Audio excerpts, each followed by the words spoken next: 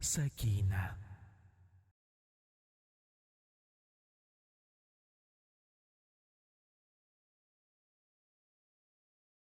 Muallif Shamsinur.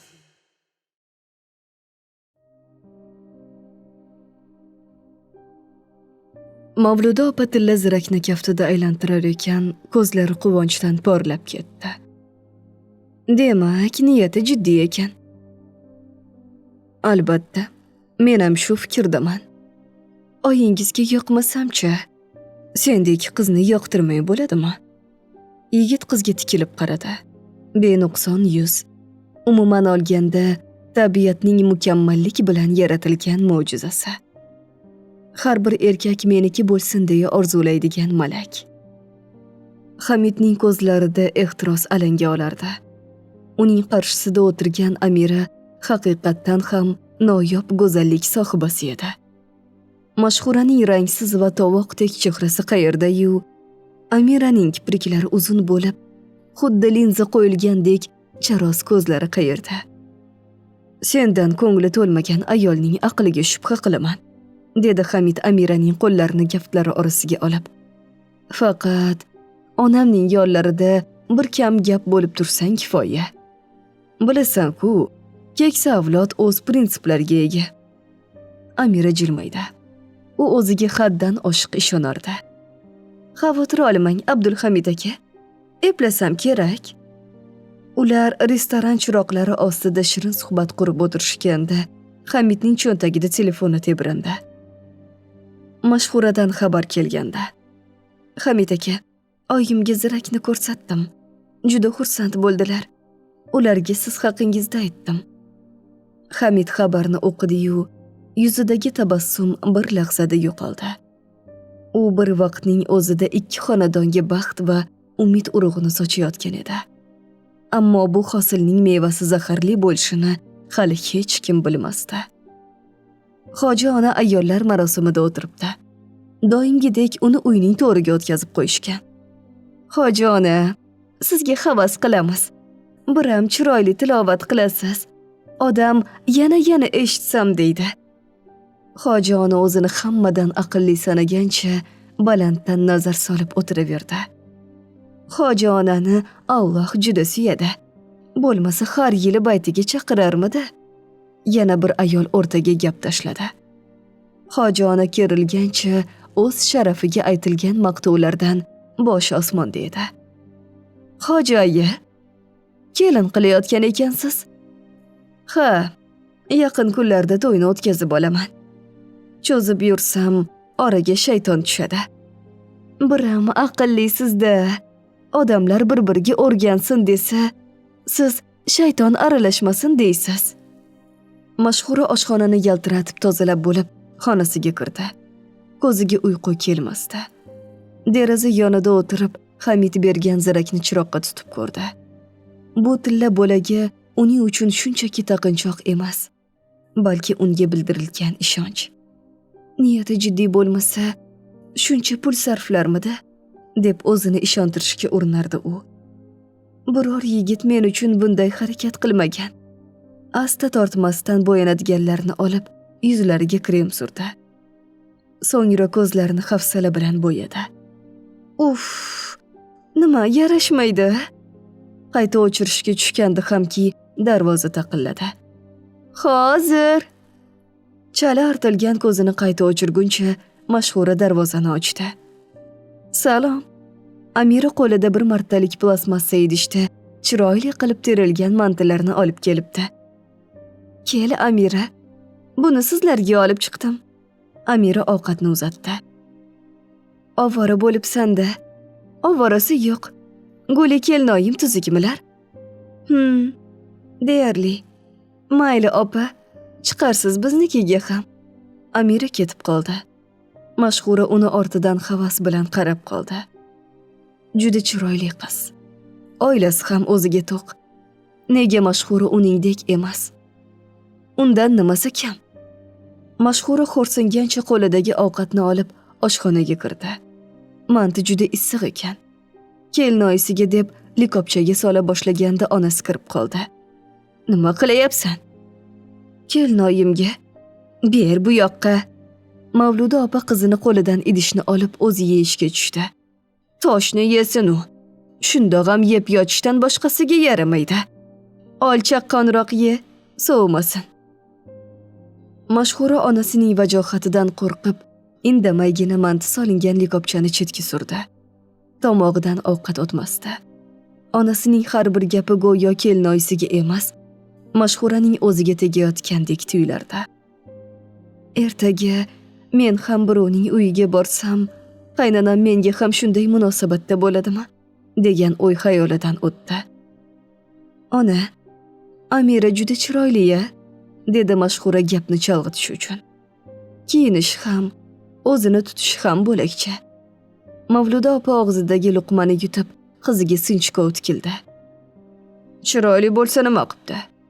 Boyning qizi-da. Senga o'xshab kunda shunda xizmat qilmasa, lekin sening baxting kuldi. Hamiddek yigit seni tanladimi? Demak, sen ham kam emassan. Shu payt ichkaridan kelinoyisi Gulining ingragan ovozi eshitildi. Uning mazasi yo'qligi, kasallik og'ir kechayotgani hammani charchatgan edi. Mavluda opa qoshlarini chimirdi. Yana boshlandi konserti. Bor, kirib qara. O'lib qolmasin tag'in. Ertaga qo'shnilar oldida gap so'z bo'lmaylik. Javlon bugun ishlagan joydan pul ololmadi. Uyga dorisiz qaytdi. Guli tunda yana ingrab chiqadigan bo'ldi. Qo'li kaltalik qursin. Qo'liga ilmgulik hamma narsani sotdi. Afsus yetkaza olmayapti. Guli og'irlashayapti, ammo oyoqqa turolgani yo'q. Gulini oilasi uyini yarmini sotuvga qo'ygan. Pulini beramiz deb. Ammo uyga ham xaridor chiqqani yo'q. Javlonni boshi qotdi. Sudralgancha uyga yo'l oldi. Uydagi vaziyat ham uni tinkasini qurityapti. Onasi doim norozi. Otasiga baribir. Javlon darvoza oldida uzoq turib qoldi. Ichkariga kirishga oyog'i tortmasdi. Bo'sh qo'llari bilan xotinning ko'ziga qanday qaraydi? Har gal yaxshi bo'lib ketasiz, ozgina qoldi deganida o'zining yolg'onidan o'zi uyalib ketardi. U ichkariga kirganida oshxonadan chiqqan onasining unga ko'zi tushib, baland ovozi eshitildi. Shunaqa bo'lishini bilgandim. Kasalmand xotinni boshimizga balo qilib kelding. Mana, endi dorisiga yetkazib bo'lmayapti. O'zi yeb ichishimiz zo'rg'a bo'lsa. Javlon indamay xonasiga yo'naldi. Mashhura kelinoyisining tepasida mung'ayib o'tirardi. Gulining rangi devordek oqarib ketgan. Nafas olishi ham og'irlashgan edi. Keldingizmi? Guli ko'zlarini zo'rg'a ochdi. Uning nigohidagi umidni ko'rib, Javlon bo'shashib ketdi. Keldim, Gulam. Javlon uning titrayotgan qo'llarini tutdi. Hozir, ozgina sabr qil. Hamma narsa bo'ladi. Seni doringni hali keltirishmabdi. Buyurtma bilan keladi. Bilasan-ku. Mashhura akasining yuzidagi ifodadan hammasini tushundi. U indamay xonadan chiqib, o'z xonasiga kirdi. Xolnisa tasbih o'girgancha o'tiribdi. O'g'li uning qarshisida telefon titib o'tirardi. Qizni otasi bilan ko'rishdingmi? Bugun kechga. Namuncha o'zini osmon oladi ular. Tavba, sen qiz bermasang, ko'cha to'la qiz. Oyi, Abdulhamid, bitta qiz deb o'zing ham qon qilding odamni. Dugonamni qizi 1000 marta tuzuk edi. Oyi chiroyli emas u. Amira daqasi bu yaqin atrofda yo'q. Chiroylidan qo'rq deyishgan. Ertaga etagini qo'rqlab yurasanmi? Tag'in boshi ochiq yursa uning. Uylanib olay. Siz aytgandek qilib tarbiyalaymiz. Ko'ylak lozim kiyib, boshidan ro'moli tushmaydi. Ko'ramizda. Qani, nima karomat ko'rsata olar ekansan? Meni bilmagandek gapirmang. Qo'limda o'ynataman. Gah desam qo'limga qo'nadigan bo'ladi. Hoji ona boshqa gapirmadi. Indamay tasbihni o'girib o'tiraverdi. Qizi Soliha choy damlab kirgach, choy ichishga tushdi. Mavluda opa bugun yana bir dafn marosimida o'tiribdi. Yosh ekanda essiz. Yoshgina qizni poklash unga topshirilgan. Qizni opasi unga yordam beryapti. Men bu tirnoqlarni olib tashlashga qiynalaman. Ilojini qilaylik. Bu holatda ko'mib bo'lmaydi. Marhumani opasi talmovsirab qoldi. Singlisini barmoqlariga 1 oylik tirnoqni 4 kun oldin ikkovi qo'ydirib kelganda. Mavluda opa qo'lidagi asbob bilan marhumaning yaltiroq, sun'iy tirnoqlarini ko'chirar ekan, yuzida na achinish, na hayrat bor edi. U ko'pni ko'rgan. O'lim uning uchun kundalik yumushga aylangan edi. Tirnoq yulinib olinar. Go'yo marhumani yuzi og'riqni sezdirgandek, bujmaygandek tuyulardi. Tirnoq osti abgor holatda qolardi. Dunyoning ishi qiziq, dedi u pichirlab, o'ziga yordam berayotgan marhumani opasiga qaramay. Tirigida bezatgan narsalari o'limida dushman bo'lib turibdi. Shuning uchun aytishadi-da, oxiratni ham o'ylash kerak deb. Marhumaning opasi yig'idan to'xtab, singlisining jonsiz qo'llariga tikildi. 4 kun avvalgi shodlik, go'zallik saloni, kulgu, qahqahalar go'yo tushdek edi. Endi esa o'sha go'zallik unsurlari qabrga to'sqinlik qilayotgandek tuyulardi. Shular turaversa bo'lmaydimi? Yo'q. Hatto mana bu uzun kiprigini yulib olamiz. Bo'lmaydi bu holatda. Opasi yana dovdirab qoldi. Bechora singlisi qayerdan ham bilibdi avariya bo'lib o'lib qolishini. Kechki soat 4. Abdulhamid Amiraning otasi viloyatdagi eng nufuzli tadbirkorlardan biri bo'lgan Ruslan aka bilan ko'rishish uchun zamonaviy restoranga tashrif buyurdi. Restoran shunday hashamatli ediki, Hamidning o'zi ham bir lahza hayron qarab qoldi. Lekin tezda o'zini qo'lga oldi. Uning quroli tili va har qanday odamni ishontira olish qobiliyati edi. Demak, qizimni so'rab keldingiz. Ruslan aka ko'zoynagi ostidan Hamidga rengin nigohini qadadi. Amiraning gapi to'g'ri edi. Bu odam qarshisidagini ich-ichini ko'rib turgandek tuyulardi. Shunday, amaki.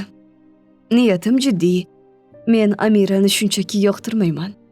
Uni malikalardek e'zozlashga tayyorman. Men qizimga malika bo'lishi uchun hamma narsani qilib berganman, dedi Ruslan aka quruqqina qilib. Menga uning hayotini qanday ta'minlashingiz emas, uning xarakteriga qanday chidashingiz qiziq. Amira erka, uning yo'q degan gap qonun. So'zidan qaytarish qiyin. Siz esa dindor oiladan ekaningizni aytdi. Ziddiyat chiqmaydimi? Hamid miyig'ida kuldi. Bizning oilada ayollar hamisha e'zozda bo'lgan. Onam dindor bo'lsalarda, aqlli ayol. Amiraning zamonaviyligi bizga muammo tug'dirmaydi. Men uni boricha qabul qilganman. Ruslan aka Hamidning gaplarini eshitib, stakandagi suvdan bir ho'plam ichdi. Uning nigohi hali ham Hamidning yuzida. Xuddi qog'ozdagi xatoni qidirayotgan tahrirchidek sinchkov boqardi. Boricha qabul qilganman deganingiz yaxshi gap bo'ldi, dedi Ruslan aka sokin ovozda. Lekin Amira uyimizda qanday yashagan bo'lsa, sizning uyingizda ham shunday yashaydi. Men qizimni birovning tarbiya maktabiga bermayman. Uning erkinligiga, kiyinishiga yoki yurish-turishiga onangiz yoki boshqasi aralashadigan bo'lsa, bu to'y bo'lmaydi. Tushunarlimi? Hamidning ichida bir lahza onasiga lozim kiyib boshidan ro'moli tushmaydi degan gapi aks sado berdi. Ikki o't orasida qolganini sezsa-da, u tiryog'lamalikni davom ettirdi. Albatta, amaki. Biz zamonaviy yoshlarmiz. Onamning qarashlari eski bo'lishi mumkin, lekin uy mening uyim. Amiraning ko'nglini og'ritishga yo'l qo'ymayman. Ruslan aka jilmaydi. Lekin bu jilmayishda samimiylikdan ko'ra ko'proq achchiq kinoya bor edi. Yaxshi. Unda to'y xarajatlari va mahr masalasini gaplashsak. Qizimning mahriga shahar markazidan 3 xonali uy so'ralgan. Bunga tayyormisiz?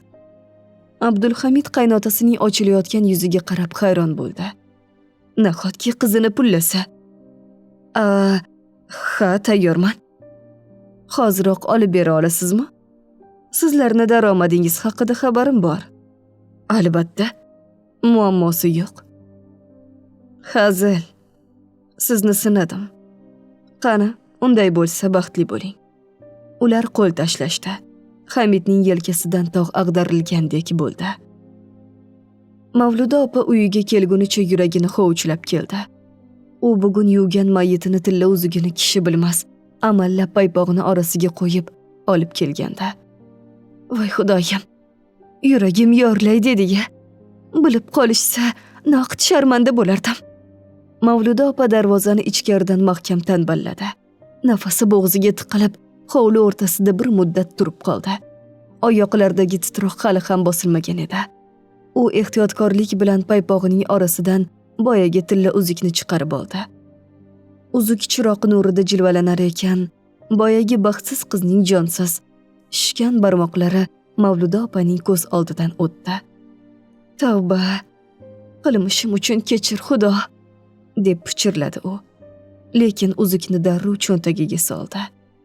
Shuncha yuvganimga tuzuk haq ham berilmaydi. Shunday ekan, o'zim haqqimni olaman-da. Baribir endi marhumaga bu uzukni keragi yo'q. Hamid asabiy kulgancha telefonni chaqiruv tugmasini bosdi. Ruslan aka katta ketib yubordi. Osmondagi oy bo'lsa ham bunchalik balanddan kelmaslik kerak. Allo, Amiraning shirin ovozi eshitildi. Amira, dadangga ma'qul bo'ldim. Endi seni oyim bilan ko'rishtirsam bas. Abdulhamid aka, balki kerak emasdir. Men tayyor emasman. Kerak jonim. Oyim ko'ray deb turib olganlar. Bugun biroz ishim bor. Ertaga aniq uchrashasan. Xo'p. Hamid Amira bilan suhbatni yakunlagach, Mashhuraga qo'ng'iroq qildi. Allo, gapimiz chala qolganda. Kutib turgandim. Bugun biror joyda ko'rishmaymizmi? Nima deysan? Seni shunaqangi sog'inganmanki. Mashhurani uyalganidan ovozi chiqmay qoldi. Nega jimsan? Uydan nima deb chiqishni bilmayapman. Men uchun nahotki harakat qilgin kelmasa. Tushundim. Ko'rishni istamas ekansan. Unday emas. Bo'ldi, o'zingni oqlama. Menga ishoning. Ammo vaziyatim, aytdim-ku, sevgan odam sevganini ko'rish uchun hamma narsaga tayyor bo'ladi. Bilmadim. Shuncha harakat qilsam ham ko'nglingdan joy ola olmadim. Balki boshqasini sevarsan. Bo'ldi, chiqaman. Meni hayotimda sizdan boshqa hech kim yo'q. Ana bu boshqa gap. Ikkinchi ko'chani boshida kutaman. Ha, aytgancha. Lab bo'yoq surib chiqma. A? Nimaga? Hamid ichida qizni rosa bo'ralatib so'kdi. Aytganni qil, tamom. Ruslan aka Amira bilan gaplashyapti. Qizim, menga lekin yigit qandaydir yoqmay turibdi. Balki seni qizg'onayotganim sababli shu hisni boshimdan kechirayotgandirman. Dada, u yaxshi yigit. Ko'zlari o'ynaydi. Xullas, seni baxtli qilsa bo'lgani. Chunki biz chet elga yana ketamiz. Bu yerda qiynalib qolma deyman.